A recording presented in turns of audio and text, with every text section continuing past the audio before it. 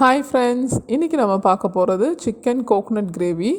இந்த கிரேவி வந்து என்னோடய போன ரெசிபி கோக்னட் புலாவுக்கு ரொம்ப ஒரு ஆப்டான காம்பினேஷனாக இருக்கும். அதையும் இந்த சிக்கன் கிரேவியும் ட்ரை பண்ணி பாருங்கள், உங்கள் வீட்டோட ஃபேவரட் காம்போ ஆகிடும். அதுக்கு தேவையான இன்க்ரீடியன்ட்ஸ் நான் கொடுத்துருக்கேன்.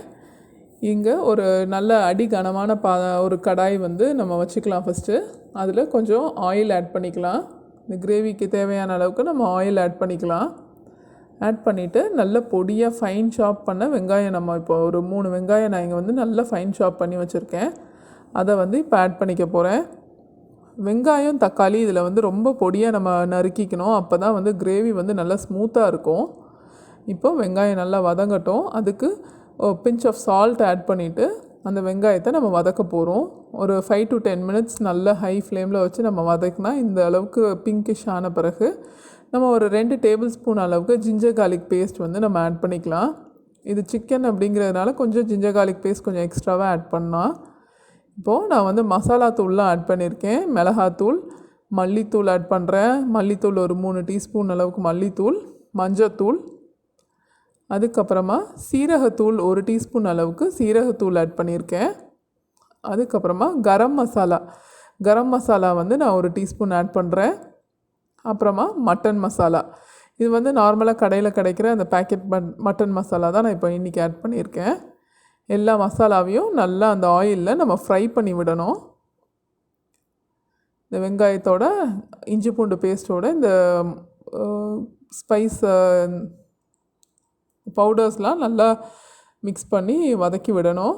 அதுக்கப்புறமா நம்ம வந்து கட் பண்ணி க்ளீன் பண்ணி வச்சுருக்க சிக்கனை வந்து இப்போ ஆட் பண்ணியிருக்கேன். நல்ல வினிகர்லாம் போட்டு நல்லா சிக்கனை வந்து க்ளீன் பண்ணி வச்சுருக்கேன். அதை ஆட் பண்ணிவிட்டு நல்லா மிக்ஸ் பண்ணிக்கலாம். 1/2 kg சிக்கன் வந்து இன்றைக்கி நான் இந்த கிரேவிக்கு யூஸ் பண்ணியிருக்கேன். அதுக்கு தேவையான அளவு தான் நான் இதெல்லாம் சொல்லியிருக்கேன். 3 வெங்காயம் அண்ட் 4 தக்காளி. நீங்கள் வந்து சிக்கன் எக்ஸ்ட்ராவாக இருந்தீங்கன்னா அதுக்கேற்ற மாதிரி நம்ம வெங்காயம் தக்காளியை ஆல்ட்ரு பண்ணிக்கலாம். இப்போ சிக்கனை வந்து நல்லா மிக்ஸ் பண்ணி விடணும். அந்த வெங்காயம், இஞ்சி பூண்டு எல்லாம் வந்து சிக்கனில் நல்லா பிடிக்கிற அளவுக்கு நல்லா மிக்ஸ் பண்ணிவிட்டு ஒரு 10 மினிட்ஸ் வந்து நம்ம இதை நல்லா மூடி போட்டு குக் பண்ணிவிடுவோம். இதில் தண்ணி எதுவுமே நம்ம இந்த ஸ்டேஜில் ஊற்றவே இல்லை, ஆனால் அதிலே தண்ணியெலாம் வரும். இப்போ சிக்கனை வந்து நல்லா மிக்ஸ் பண்ணிக்கலாம்.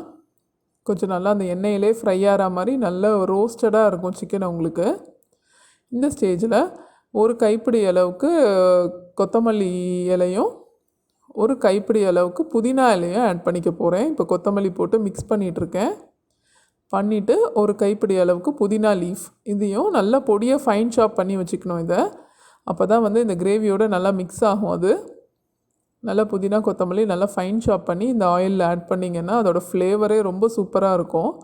இந்த சிக்கனுக்கு ஸ்பெஷாலிட்டியே இந்த புதினா கொத்தமல்லி ஆட் பண்ணுறதோ அப்புறம் தேங்காய் பால் ஆட் பண்ணுறதோ தான் வந்து ரொம்ப டேஸ்டியாக இருக்கும் இந்த கிரேவி நமக்கு. இப்போது நல்லா இதெல்லாம் ஆட் பண்ணிவிட்டு கொஞ்சம் நல்லா வதக்க நல்லா தண்ணி விடும். இந்த அளவுக்கு நல்ல கிரேவி ரெடி ஆனதுக்கப்புறமா நம்ம நெக்ஸ்ட்டு வந்து அதில் வந்து தக்காளி ஆட் பண்ணிக்க போகிறோம். ஒரு 4 தக்காளி வந்து நல்ல பொடியாக கட் பண்ணி வச்சுருக்கேன். அதை வந்து நம்ம இப்போ இதுக்குள்ளே ஆட் பண்ணிக்கலாம். ஆட் பண்ணி அதையும் நல்லா மிக்ஸ் பண்ணி விடணும். இந்த கிரேவி வந்து கண்டிப்பாக கொஞ்சம் டைம் எடுத்து தான் நம்ம குக் பண்ணணும். நம்ம வந்து 5-10 மினிட்ஸில் முடிகிற கிரேவி இல்லை இது வந்து ஒரு 1/2 hour to 45 மினிட்ஸ் நம்ம நல்லா நிதானமாக ஒரு இன்க்ரீடியண்ட்டும் ஒரு 5-10 மினிட்ஸ் தனித்தனியாக வதக்குனா தான் வந்து உங்களுக்கு ரொம்ப டேஸ்டியாக ரெடி ஆகும் உங்களுக்கு இந்த கிரேவி.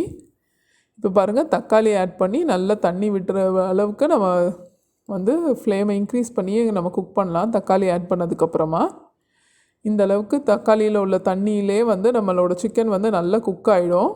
நல்லா மிக்ஸ் பண்ணி விட்டுக்கலாம். அப்பப்போ ஒரு 5-10 மினிட்ஸ் அப்படின்னா அப்படியே மூடி வச்சிடக்கூடாது. எடையாக ஒரு 2 to 3 மினிட்ஸ்க்கு ஒன்ஸ் நம்ம மூடி திறந்து நம்ம மிக்ஸ் பண்ணி விட்டோன்னா நல்ல கிரேவி வந்து அடிப்பிடிக்காமல் இருக்கும். இப்போ வந்து நான் சால்ட் ஆட் பண்ணிக்கிறேன். நம்ம சிக்கனுக்கு தேவையான அளவுக்கு கல்லுப்பு ஆட் பண்ணியிருக்கேன் நான். இப்போது அதை ஆட் பண்ணிவிட்டு நல்லா மிக்ஸ் பண்ணி விட்டுறலாம்.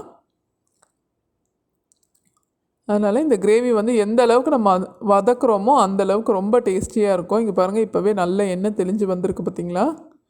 இப்போ வந்து நல்லா மிக்ஸ் பண்ணி விடணும். இப்போ ஆல்மோஸ்ட் ஒரு 30 to 35 மினிட்ஸ் ஆகிடுச்சு. இப்போ வந்து திக்கான தேங்காய் பால் வந்து நான் 1 கப் எடுத்து வச்சுருக்கேன். இங்கே அதையும் இப்போ ஆட் பண்ணிக்கிறேன். தேங்காய் பால் வந்து நம்மளோட அளவு தான். நம்ம வந்து கிரேவி நிறைய வேணும் அப்படின்னு நினச்சிங்கன்னா 1லேருந்து 1.5 கப் வரைக்கும் நம்ம ஆட் பண்ணிக்கலாம். இல்லை கம்மியாக தான் நமக்கு கிரேவி வேணும், கொஞ்சம் செமி கிரேவி மாதிரி வேணும்னா அதுக்கேற்ற மாதிரி நம்ம அட்ஜஸ்ட் பண்ணி ஆட் பண்ணிக்கலாம். இப்போது தேங்காய் பால் ஆட் பண்ணிவிட்டு ஒரு 5-10 மினிட்ஸ் நம்ம கொதிக்க விட்டாலே போதும். ரொம்ப நேரம் கொதிக்கணும்னு அவசியம் இல்லை. இப்படி நல்லா மிக்ஸ் பண்ணி விட்டுட்டு கொஞ்சம் நல்லா எண்ணெய் பிரிஞ்சு வர்ற அளவுக்கு நம்ம விட்டோம்னா நம்மளோட எம்மி சிக்கன் கோகனட் கிரேவி ரெடி ஆயிடுச்சு. இப்போ நம்ம ஸ்விட்ச் ஆஃப் பண்ணிவிட்டு நம்மளோட கோகனட் மில்க் புலாவோட நம்ம சர்வ் பண்ண ரொம்ப டேஸ்டியாக இருக்கும் இந்த கிரேவி. இந்த ரெசிபி பிடிச்சிருந்ததுன்னா லைக் பண்ணுங்கள், ஷேர் பண்ணுங்கள், கமெண்ட் பண்ணுங்கள். என்னோடய சேனலுக்கு சப்ஸ்கிரைப் பண்ணுங்கள்.